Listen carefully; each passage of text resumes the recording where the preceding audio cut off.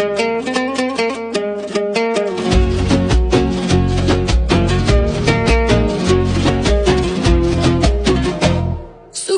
را به باران هدیه کردم، تمام زندگیم گریه کردم. نبودی در فراق شانه‌هایم،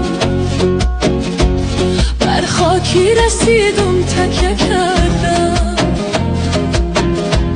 دو سه روز دلم آرام نمیاید،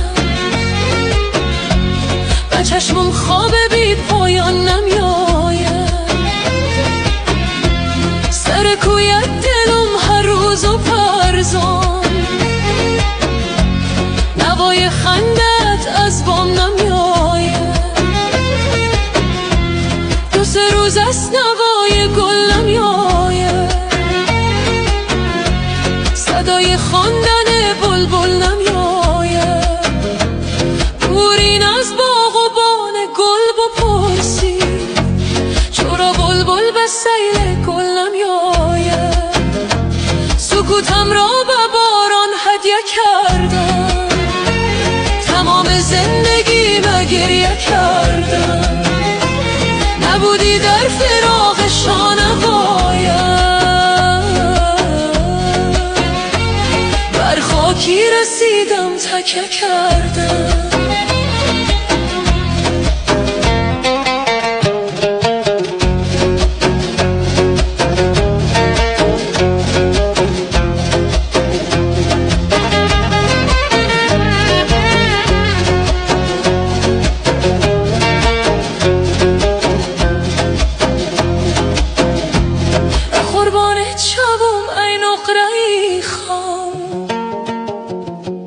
نظر بندت کنم در نوکک پام، نظر بند می کنم چند بوسگی رو. دو تا صبح و دو تا چاشت و دو تا شام، دلم مانده براحت مثل آهو. به هر سو می دوم بیچاره و سوز، گریه شب چراغم خوش کردم. همه نالم به یاد تو به هر سو.